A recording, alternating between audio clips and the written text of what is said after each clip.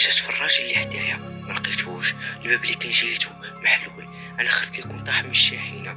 فاش تسطحنا مع الحيط بقيت تنعيط عليه والو ما كاين حتى شي رد. كانت المنساج من بان ليا والو. وانا قررت باش نخرج ونطلع عليه واش مات ولا باقي حي ولا اش هاد المصيبه. فاش طحنا ما كنتش عارف في ديك اللحظه ان هاد القرار هو اسوأ حاجه اللي غندير في حياتي. اول ما خرجت راسي باش نطلع عليه حسبت لي واحد اليد كحله جاي توجي.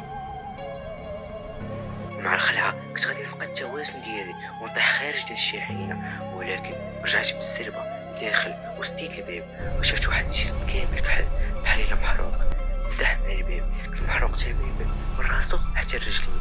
ما كتبان فيه حتى حاجه واضحه من غير عينين اللي كانوا بيضين وفيهم عروق حمرين. ضرب في الباب وطاح وهو يصدر صوت كيشبه الانين. دخل ايديه بحال اللي باغي يشد في الكوسين اللي حدايا، وانا بالغريزه ديالي هزيت رجلي ونركلي على يديه باش يبعدها. وكانت الخلعه في ديك اللحظه غادي تسكت لي القلب. قلت مع راسي راه يقدر يتألم ويطلق من الكوسين ويبعد مني، ولكن الامر كان اسوء. ملي ضربته تقطعت لي يديه ويغوت واحد الغوته زلزلت المكان كامل وهو يرجع للور. وصدر واحد الصوت ما كاينش عادي كاع بحال الصوت ديال الوحوش والحيوانات. سديت الباب ملي كان باغي يدخل ورجعت تكمشت في بلاصتي وما قدرتش نحيد عينيا من جهه الباب. وبقيت تنردد في القران والاذكار. اليد اللي بقات حدايا ديالو كان ديال الانس، ولكن هو ماشي بنادم. انا حاولت نشوف عاوتاني واش كاين شي حاجه برا ديال الشاحنه، ولكن هاد المره طلعت غير مساج واش نعرف واش مشى ولا باقي. ولكن الصدمه انه ما مشاش باقي، ولكن هاد المره ماشي غير بوحدو. كانوا بداو كيتجمعوا وخطو كان ضعيف. كنت كنشوفهم ماشي واحد ولا جوج ولا 10 ولا 20. كانوا اجسام كحله محروقه، ما عرفتهم صغار ولا كبار، واش انس ولا جن. تعرفت ان هادو هما سكان بلاليك الموت. الناس كانوا كيحكيو عليهم وطلعت القصه فعلا بصح. هادو هما الناس اللي تحرقوا وماتوا في هاد البلاصه. بداو كلهم دايرين بالشاحنه شافوا فيا من السيج. طلعوا كلهم فوق ديال الشاحنه وبداو كيضربوا به السيليه كيضربوا بالجهد. كانوا بغاو يهرسوا الشاحنه. انا تخلعت قلبي كان غادي يسكت. كل ضربه كيضربوها قلبي كيزيد يضرب اكثر واكثر. بقيت كنغوت على حرجي، ولكن شكون غادي يسمعك في ديك البلاصه المهجوره. هما بقاو كيضربوا اكثر واكثر واكثر تقربوا يهرسوا الشاحنه. في واحد اللحظه مابقاوش كيضربوا نزلوا كاملين من فوق ورجعوا كاملين للور. بقيت كنسمع كيهضروا بكلام جماعي ما نفهمهمش، مره باصوات الرجال ومره باصوات عيالات. ما فهمت والو. المهم هو انهم بعدوا مني. هزيت راسي في الزيج نشوف فين مشيو، ولكن ما كيبان لي حتى واحد فيهم. رجعت عندك الهدوء والصمت اللي حتى هو كيزيد من الخلع اللي كانت فيا. في ديك الوقت بقيت كنفكر في حل واحد. شفت في وجه الطريق مبقى كيبان لي والو، ولكن موت من الخلع. شفت الانعكاس ديالي في المرايا وانا نقول نموت وسط هاد الشاحنه نموت، ولا كنحاول نهرب.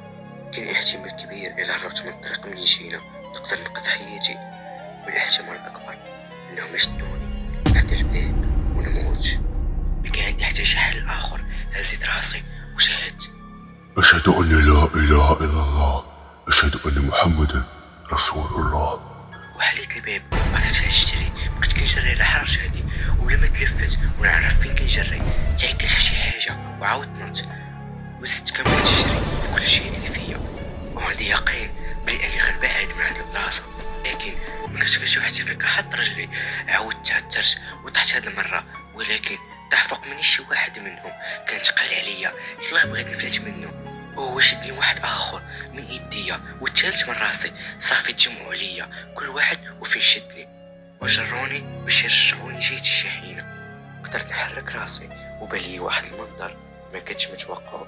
الباب ديال الشاحنه خلفي محلول والصناديق اللي كنت فيه كلها مبعثره، والراجل اللي كان معايا كان واقف معاهم هو اللي كيلوح عليهم ديك الصناديق.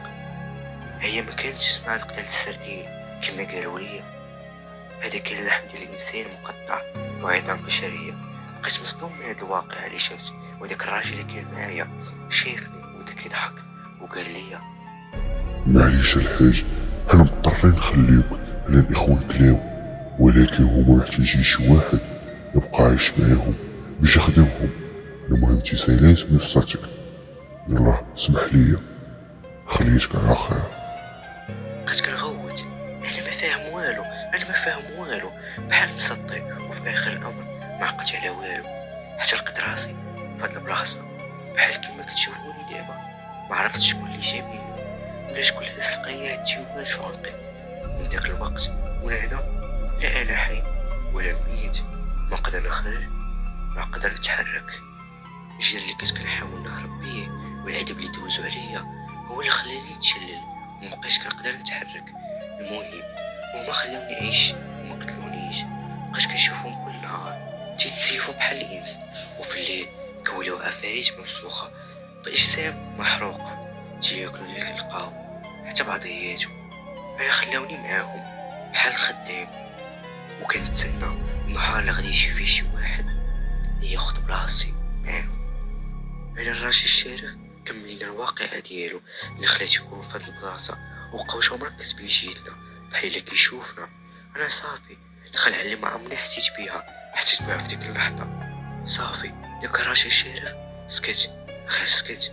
وانا ندور راسي وانا نشوفهم، شفتهم كانوا رجال ونساء، شي غادي على رجلي وشي كيزحف في الارض. كلهم كيشوفوا فيا انا وهيثم، وحتى هو شافهم وبدون شعور بدينا كنجريو كل واحد شد جهة.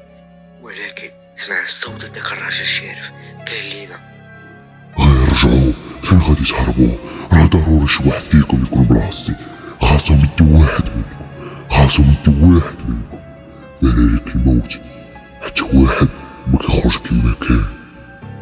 مديناش في هدرتو، بقينا كنجريو وهما قربوا لينا وبغاو يشدونا ونغوت. هيتم شو غنديرو دابا؟ شفنا واحد الشرجم كان عالي وهو الحل الوحيد اللي عندنا. شبك يديه وقال لي نقز انت الاول وطلعني معاك. رجعت شفت ذيك المخلوقات قربوا لينا وقالت لي هيتم ولا شدوك. هو يغوت وقال لي ما كاينش الوقت، انا نقز ولا غادي نموتو بجوج. طلعني داك الشرجم وتعلقت، يلا بغيت نمد ليه يدي باش نطلعو معايا ونسمع الغوات ديالو. مبقاش كيبان ليا وسط داك العرام اللي دارو عليه دوك المخلوقات. مبقاش عارف اش غادي ندير ومبقاش يمكن لي نعتقو. نقصت لبرا وبقيت كنجري بحال الهبيل وكنغوت على حرجاتي حتى وصلت لواحد البلاصه فيها الناس وطحت في الارض. بقيت غير كنتمتم وكنغوت، ما عرفتش اش غنقول. جمعت عليا الشوق ديال الناس بغاو يعرفوا اش وقع، ولكن فين هو اللسان اللي غادي يتكلم؟ ملي ما فهموا فيه والو داوني للمستشفى. بقيت شهرين كاملين في الصدمه. ملي شافوني ما تعافيتش داوني لمستشفى الامراض العقليه. حتى واحد ما كان تيق هدرتي ولا حتى مساعدني باش يسمع ولا يعرف شي حاجه على براريك الموت. مبقاش كنقول هاد الواقعه لحتى واحد، حتى عاودتها لكم دابا. داز شهور على هادشي وانا ما كنخرجش من المستشفى. سمعت شي وحدين كيقولوا بلي الناس ولات كتختفى وكيلقاو جثث مسروقه. انا عرفت شكون هذا. هيثم صديقي المقرب، هو اللي ولا خدام دوك الموتى ديال البرارك، وانا ديما كنحس براسي منهم. حتى انا مميز عرف ان هيثم جاي خيديني ونكون خدام ليهم. في كلا الحالتين غتكون نهايتي تماك وسط المتفهمين لكن البشر في برارك الموت. ما تنساوش لايك ومتابعة تقدير المجهودات اللي درنا. يلا بسلامة.